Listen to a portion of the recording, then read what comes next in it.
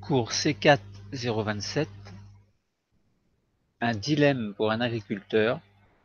Intérêt d'utiliser de l'engrais dans un champ, réduire l'impact sur l'environnement et baisser les coûts de production.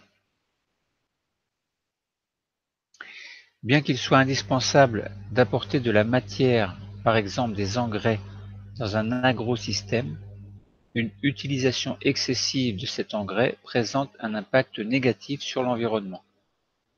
Une baisse de l'utilisation d'engrais peut présenter un intérêt pour l'agriculteur. On se propose de résoudre le problème suivant. L'utilisation d'un engrais dans un champ représente un intérêt. Cependant, comment un agriculteur peut-il réduire son impact sur l'environnement tout en baissant ses coûts de production? Pour répondre à la problématique, nous allons exploiter des documents pour montrer qu'il est indispensable d'apporter de la matière, par exemple des engrais, dans un agrosystème. Nous allons montrer aussi qu'une utilisation excessive d'engrais présente un impact négatif sur l'environnement.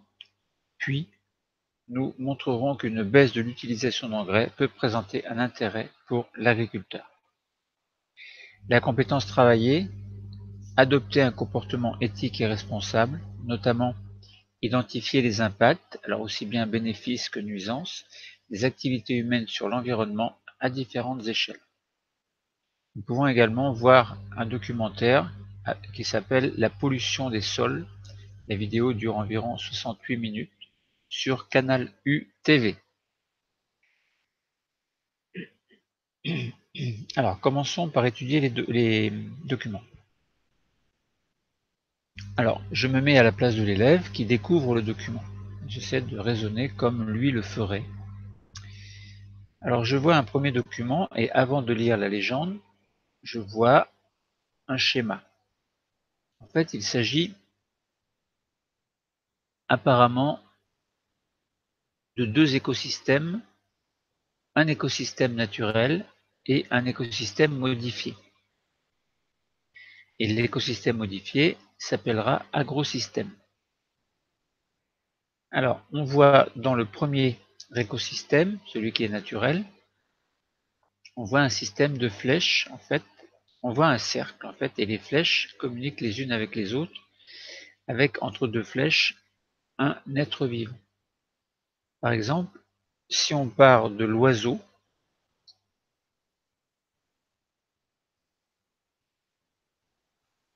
l'oiseau va pouvoir se retrouver sous forme de matière minérale suite à l'action de décomposeurs. Alors comment, lorsque l'animal meurt, par exemple sur le sol, il se trouve décomposé. Donc ces décomposeurs, c'est un certain nombre d'animaux, ou d'êtres vivants en tout cas, qui sont dans le sol. Puis cette matière minérale qui est fabriquée à partir des décomposeurs, donc à partir d'un être vivant, qui est mort évidemment. Bon, ça ne sert à rien ce que je dis là. Donc la matière minérale en fait se trouve puisée dans un arbre grâce à un système racinaire. Et puis cet arbre donc, produit des feuilles, évidemment, il produit sa propre matière pour survivre, pour vivre. Et les chenilles, par exemple, peuvent manger une partie des feuilles. Et puis l'oiseau mange la chenille. Autrement dit, au niveau de chaque flèche, c'est est mangé par. Donc par exemple, la chenille est mangée par l'oiseau. L'oiseau est décomposé par les décomposeurs qui produisent la matière minérale. Et la matière minérale est absorbée par les arbres. Les arbres produisent des feuilles qui sont mangées par les chenilles, etc. On continue le cycle naturel. Donc là, il s'agit d'un écosystème naturel, tout comme on peut l'avoir dans n'importe quelle forêt. Pas forcément une forêt, ça peut être n'importe quel arbre. En fait, il y a un écosystème à plus ou moins grande échelle qui existe dans chacun des endroits de la Terre. Enfin, presque. En tout cas, à la condition qu'il y ait ce que l'on appelle la nature, c'est-à-dire les êtres vivants, et que ce ne soit pas, par exemple, une cave au fond d'un sous-sol. Bon. Quoique là, on peut quand même aussi trouver des animaux. Bon, enfin des êtres vivants. Alors, ensuite, on parle d'un agrosystème qui est un écosystème modifié. En fait, modifié par qui? Eh bien par l'homme, en fait. Alors, on voit donc des végétaux sur un sol. Bon, ça peut être des roseaux, ça peut être autre chose, de l'herbe, ça peut être des épis, enfin ça peut être du blé, du maïs, de l'orge, de l'avoine, etc. Bref, une culture, quoi. Alors, prélèvement de la matière organique produite, ça veut dire que, par exemple, au moment de la moisson, en été, en Normandie du moins, eh bien l'agriculteur va prélever la matière organique qui est produite. Donc il peut prélever par exemple le blé. Le blé sera ensuite distribué pour faire du pain, bon, etc. Et puis, une fois que l'homme a prélevé cette matière organique, une fois qu'il a prélevé les grains de blé, bon, il peut rester une petite partie qui va se retrouver mélangée au sol, en fait, puisque lorsque l'homme coupe le blé, en fait, les pieds de blé, puis il en reste une partie, il reste les racines, il reste une petite partie qu'on appelle le chaume. Et des décomposeurs vont pouvoir, lorsque cette partie qui reste dans le sol, ou un petit peu au-dessus du sol, est détruite et mélangée avec la terre, dans un labour, admettons, eh bien les décomposeurs vont pouvoir transformer cette matière organique en matière minérale. Un peu comme on l'a vu dans l'écosystème naturel. Et puis, l'homme, pour aider le blé, les pieds de blé à mieux pousser, peut apporter de la matière minérale aussi, sous forme d'engrais. Donc cette matière minérale, en fait, elle peut avoir deux origines. Soit elle provient de l'action des décomposeurs, soit elle provient d'engrais que l'homme apporte si par exemple le sol n'est pas assez riche en matière minérale. Donc voilà, alors sans poser trop de problèmes, voilà ce qu'on peut dire d'un équilibre dans un agrosystème. L'homme prélève par exemple le blé, mais avant de prélever le blé, il a fallu qu'il sème le blé. Le blé, il a fallu peut-être lui apporter un peu d'engrais, même si dans le sol il y avait déjà de la matière minérale, parce que les décomposeurs ont décomposé la production de l'année précédente. En fait. Bon, et l'homme prélève donc ce qu'il lui faut. Par avantage de mettre de l'engrais, c'est qu'il peut y avoir un bon rendement, un meilleur rendement, mais on verra qu'il y a d'autres inconvénients également. Alors que dans l'écosystème naturel, on n'apportait pas d'engrais. Donc voilà. Donc, un écosystème cultivé, l'agriculture modifie fortement les écosystèmes pour subvenir aux besoins des êtres humains. Parce que si on dit que l'homme produit des champs de blé ou de maïs, etc., c'est bien pour son alimentation. Ça peut être pour l'alimentation de son bétail, par exemple le maïs, mais indirectement, le bétail peut servir d'alimentation, même si c'est cruel à dire. Alors, dans un écosystème agricole, qui est appelé agrosystème, une partie de la matière organique est extraite lors de la récolte. Donc l'essentiel, évidemment, et le reste retourne à la terre. Dans un autre document, on voit un tracteur dans un champ qui fait l'épandage d'engrais. Dans un écosystème, les substances minérales sont produites à partir de la décomposition de matière organique et donc c'est indispensable, cette façon de faire, enfin ces faits en fait sont indispensables pour que les végétaux puissent grandir en fait. Autrement dit, les décomposeurs ont un rôle très important dans un écosystème naturel. Dans le cas de l'agriculture, alors surtout lorsqu'elle est non raisonnée, les engrais chimiques peuvent fournir aux végétaux des substances minérales.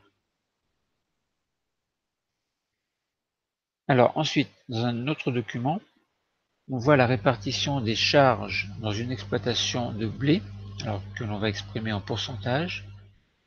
La gestion, en effet, d'une exploitation agricole s'accompagne de certaines dépenses, évidemment, dépenses financières. Alors, la charge de structure représente 61%. Ensuite, ce sont les engrais, 15%, puis les pesticides, 13%, des semences et des plants représentent 6%, et carburant et lubrifiant représentent 5%. Donc on voit bien que les charges, en fait, les dépenses financières concernent surtout les charges de structure. Alors je laisse un petit peu de temps pour que l'élève puisse regarder.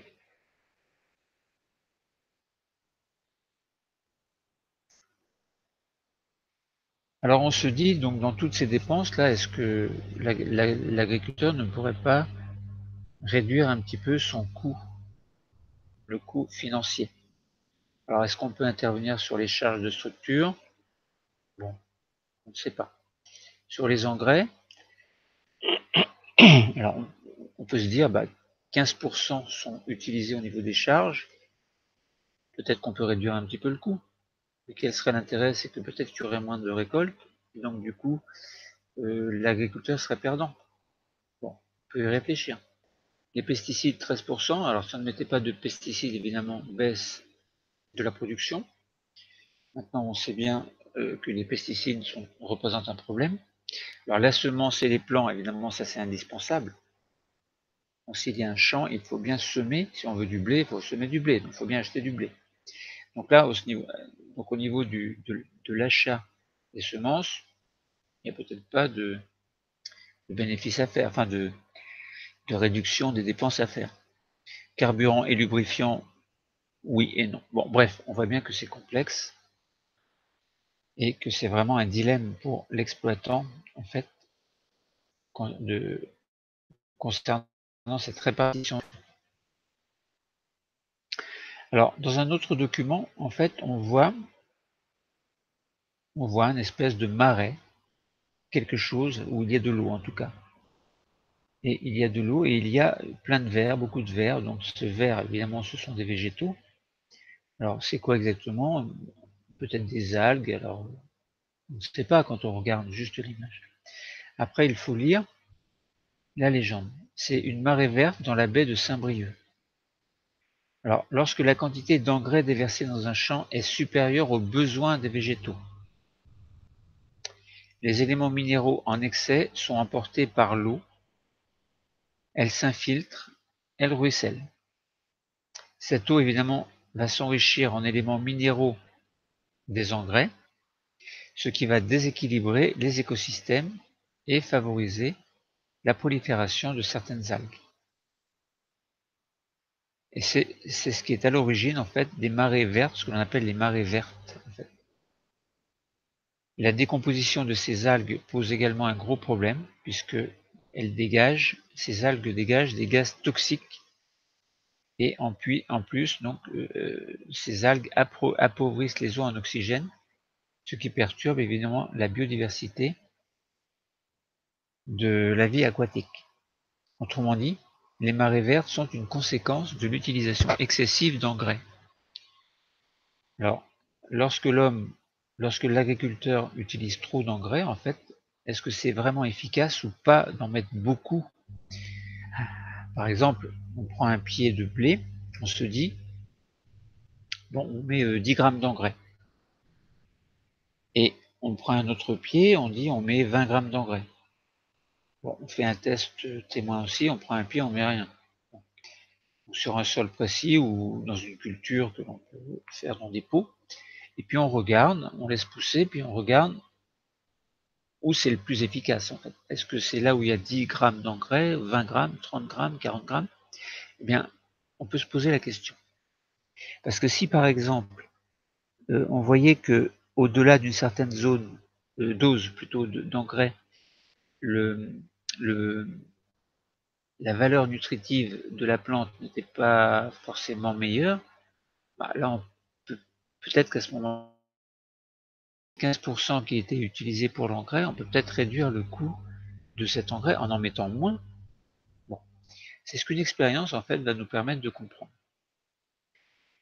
Alors, on va faire une expérience, on va voir son résultat, et dans ce résultat, on va voir l'aspect de certaines cultures, une fois qu'on aura laissé les choses se faire pendant une quinzaine de jours à peu près. Alors, quelle est cette expérience? En fait, on voit dans le document, mais c'est une expérience qu'on peut réaliser avec les élèves, qui est très intéressante d'ailleurs, on voit les résultats de culture après 2 semaines. On voit un pot A, un pot B, un pot C, un pot D. Dans le pot D, il n'y a rien. Alors on peut se demander pourquoi est-ce qu'il n'y a rien dans le pot D. Dans le pot A, il y a, alors on imagine que c'est du blé, il y a des pousses de blé donc qui ont poussé, mais moins que dans les pots B et C. Et on s'aperçoit que les pots B et C, en fait, ont des pieds de maïs qui ont la même taille, c'est la même quantité. Apparemment, les plantations B et C sont identiques.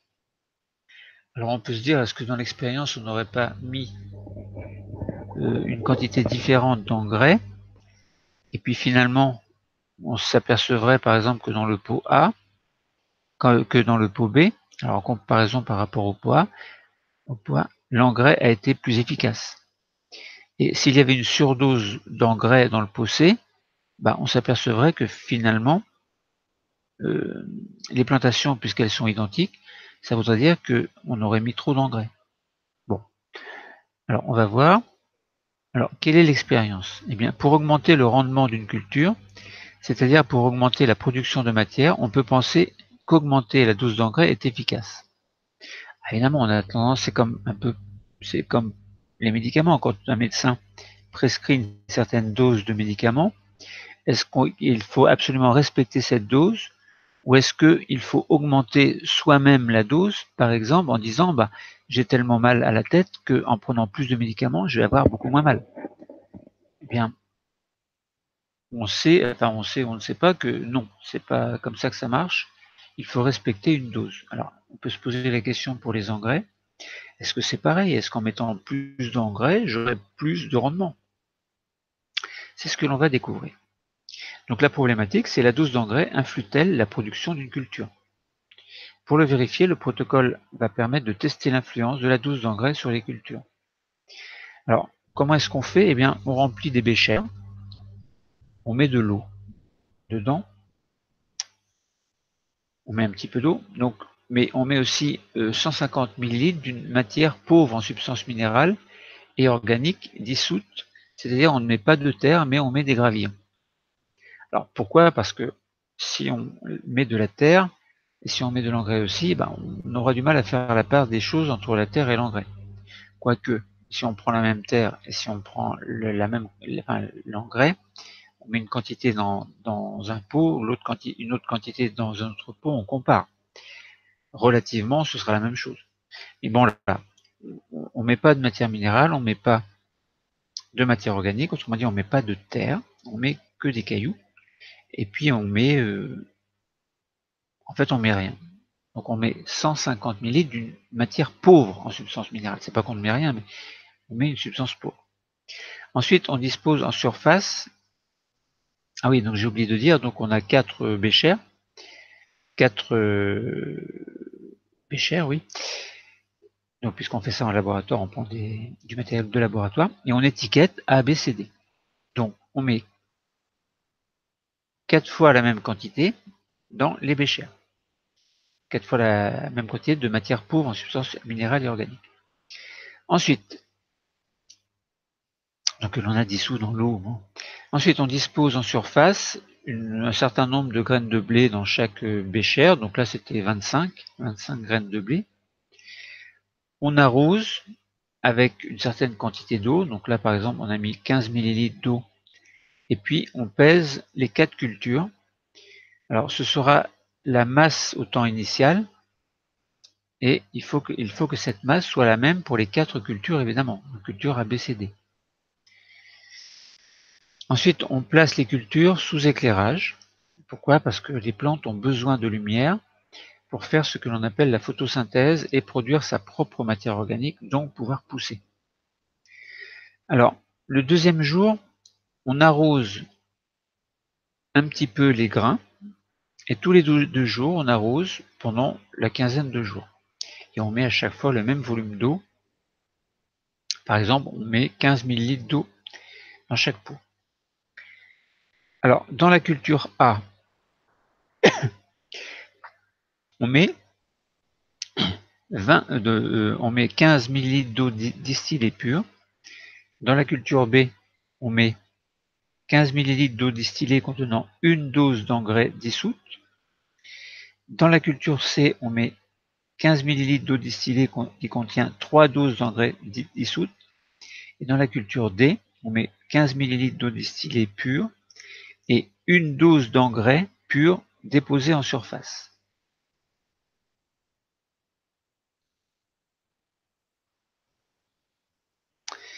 Donc on met de l'engrais déposé en surface, alors que dans les cultures B et C, on avait les doses d'engrais mais dissoutes. Donc dans le tube B, c'était une dose, dans le tube C, c'était 3 doses dissoutes dans de l'eau distillée. Alors, le 15e jour, ensuite, on met 15 ml d'eau, on pèse, et ce sera la masse au temps final. On note les résultats dans un tableau de données et on exploite les résultats pour répondre à la problématique. Alors, on a vu que dans le pot A, bien, il y avait de l'eau distillée pure, mais on n'a pas d'engrais. Et on voit que les grains de blé ont quand même germé, et ils ont poussé pour donner des plantes, mais qui sont de plus petite taille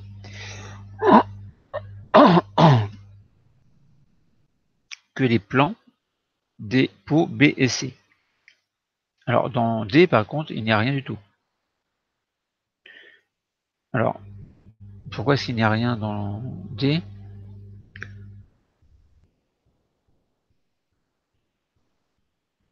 Donc je laisse un petit peu de temps à l'élève pour réfléchir. Alors si on compare par rapport à A, on a mis de l'eau distillée. Alors on a mis dans tous les béchers, on a mis du blé. Dans le pot D, il n'y a rien. Il y avait de l'eau distillée pure, une dose d'engrais déposée en surface. Mais on avait bien mis donc la matière pauvre en matière minérale. Donc en fait, là où on met de l'engrais, en fait, bien on s'aperçoit que les grains de blé ne germent pas. Alors que là, on ne met pas d'engrais dans la matière pauvre, en fait, eh bien les grains poussent. Donc ça voudrait dire que l'engrais empêche les grains de germer. Alors maintenant, si on regarde les pots B et C, même quantité, même aspect des plants dans les deux cas. Or, dans le bécher B, on a mis une dose d'engrais dissoute, et dans le pot C, on a mis 3 doses d'engrais dissoute. Donc là, d'après les résultats, on voit bien que, si l'on interprète ces résultats, eh bien, ce qui a été efficace, c'est une seule dose d'engrais. Quand on a mis 3 doses, on obtient la même chose. Donc ça veut dire qu'il y a 2 grammes d'engrais en trop. Et là, justement, c'est intéressant, parce que tout à l'heure, on s'est posé le problème lorsque il y avait la répartition des charges, donc des dépenses financières de la part de l'agriculteur. L'agriculteur avait 15% de dépenses concernant les engrais. Maintenant, il faut savoir, est-ce que l'agriculteur met la bonne dose sans mettre d'excédent, ou est-ce qu'il en met trop? Donc ça, on ne peut pas savoir, parce que là c'est un document, il faut voir chaque exploitant et voir avec lui, dire comment est-ce qu'on peut savoir s'il en met trop, s'il en met pas assez, ou s'il met juste la bonne dose. Alors lui seul le sait évidemment. Maintenant, est-ce que ces gens sont conscients du fait que si on en met trop, le rendement n'est pas plus efficace, mais qu'au contraire, le surplus risque de s'infiltrer dans le sol pour aller polluer. Par exemple, comme on l'a vu dans un document, donc ce que l'on appelait les marées vertes, en fait, l'excédent d'engrais. Donc pourquoi excédent? Parce que cet engrais n'est pas puisé dans les racines. Donc il va s'infiltrer dans le sol. Alors que si on met juste la bonne dose, il y a juste la bonne dose qui va être puisée par les racines. Donc l'engrais, c'est-à-dire les substances minérales apportées, en fait, se trouvent éliminées du fait de leur utilisation par les racines, donc via la partie aérienne de la plante. Alors ensuite, on regarde donc les résultats et nous allons continuer à interpréter un petit peu, mais dans un autre document, on nous montre que la masse initiale, c'était à chaque fois 130 grammes et que la masse finale était pour le tube A de 149, presque 150, pour B c'était 154, pour C 153 et pour D 143. Alors, on parle de masse finale, là on ne représente pas dans ce tableau l'aspect des plants, de plantes, mais seulement la masse, puisque par exemple dans D, il n'y a rien qui a poussé, donc ça ne veut rien dire de dire il y a 143. Ce qui compte, c'est de voir que entre les tubes B et C, en fait, il y a pratiquement la même chose, donc une seule dose était efficace comme on l'a dit. Maintenant, ce qu'il faut savoir aussi, c'est que si on met de l'engrais en même temps que l'on plante les semences risquent de ne pas pousser. Bon, à discuter. Donc on peut maintenant proposer un modèle de correction. Alors on rappelle que la problématique c'était l'utilisation d'engrais dans un champ présente un intérêt, mais cependant, comment un agriculteur peut-il réduire son impact sur l'environnement tout en baissant ses coûts de production? Alors, dans un premier temps, il fallait montrer qu'il est indispensable d'apporter de la matière, par exemple de la matière sous forme d'engrais, donc de la matière minérale en fait, dans un agrosystème. Un agrosystème en fait est un système qui provient de l'agriculture, enfin, qui est en relation avec le milieu agricole en fait. Par exemple un champ de blé, un champ de maïs, etc. Alors, dans un écosystème, le recyclage de la matière organique entre les êtres vivants se trouve en équilibre entre matière organique et matière minérale. La matière minérale étant prélevée en dernier lieu en premier lieu, par les racines des arbres, ou des plantes, ou de n'importe quelle plante, c'est pas forcément les arbres.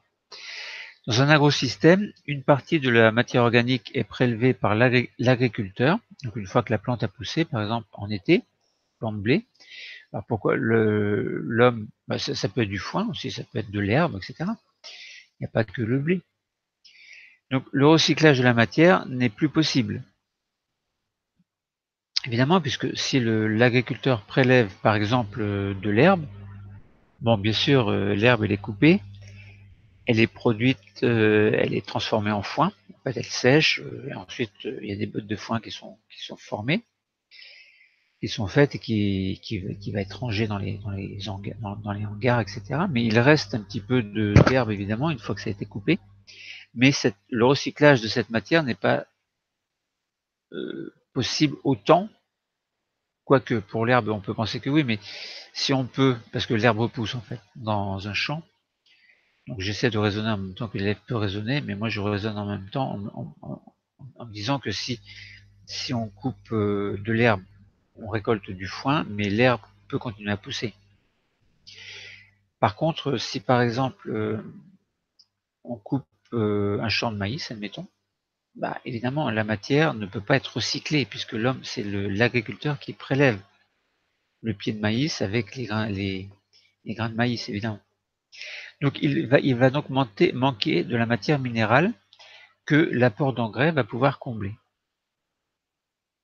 Donc pour la récolte prochaine, par exemple, la récolte de l'année suivante. Ensuite, il fallait montrer qu'une utilisation excessive d'engrais présentait un impact négatif sur l'environnement. Mais si la quantité d'engrais est supérieure aux besoins, ils peuvent être emportés dans d'autres lieux, par exemple d'autres écosystèmes, en ruisselant. Enfin, le ruissellement permet d'emporter donc ce qui est en trop en fait, et l'infiltration des eaux évidemment va provoquer des dégâts comme par exemple les marées vertes. Donc ces matières minérales favorisent le développement de plantes, de végétaux qui ne sont pas les bienvenus. Donc ce qui provoque, comme on l'a dit, des effets néfastes dans les écosystèmes. Ensuite, il fallait montrer qu'une baisse de l'utilisation d'engrais peut présenter un intérêt pour l'agriculteur. Alors évidemment, on a fait une expérience qui a montré que c'est pas la peine de mettre trop d'engrais, il faut mettre juste la bonne dose qui sera juste puisée par les racines, de manière à ce qu'il n'y ait plus rien ensuite dans le sol. Maintenant, comment trouver la bonne dose, comment trouver la dose idéale, optimale, on va dire. C'est pas simple. Donc, sachant que les engrais ont un coût, eh bien, l'agriculteur peut évidemment en tirer bénéfice en prenant conscience du fait que l'excédent d'engrais ne sert à rien, du moins au niveau du rendement. Donc, il faut que l'agriculteur adapte la quantité d'engrais aux besoins de ses cultures. Et là, je pense que c'est tout un art. Tout l'art d'être agriculteur, c'est celui de pouvoir faire la part des choses entre son rendement, le rendement d'un champ, la quantité d'engrais qu'il a mis, et puis le fait de pouvoir retravailler la terre après pour apporter un maximum de matière organique sans forcément apporter à chaque fois de l'engrais qui, eux, apportent de la matière minérale. Alors évidemment, matière organique décomposée par les décomposeurs qui peuvent enrichir le sol sous forme sous forme de matière minérale. Alors est-ce qu'on peut basculer un agrosystème, est-ce qu'on peut faire basculer un agrosystème vers un écosystème, c'est-à-dire de telle sorte que l'agriculture en fait qui crée des agrosystèmes ne serait plus vraiment des agrosystèmes, mais des écosystèmes qui deviendraient naturels en faisant intervenir l'homme dans le cycle, dans la chaîne alimentaire en fait. Bon, la chose n'est pas simple. Connaissance, en fait, nous avons utilisé des exemples d'interaction entre les activités humaines et l'environnement, dont l'interaction entre l'homme et la biodiversité, en parlant d'un écosystème local, de sa dynamique, donc au niveau de la différence entre écosystème et agrosystème. Donc le dilemme existe bel et bien pour un agriculteur qui a intérêt à utiliser de l'engrais dans un champ, oui, mais il faut savoir l'utiliser à bon escient. Il faut savoir aussi réduire l'impact sur l'environnement. Évidemment, on pense aux algues vertes. Et baisser les coûts de production, ça c'est tout un thème de réflexion que chaque exploitant doit assurer. Le cours est terminé. Merci.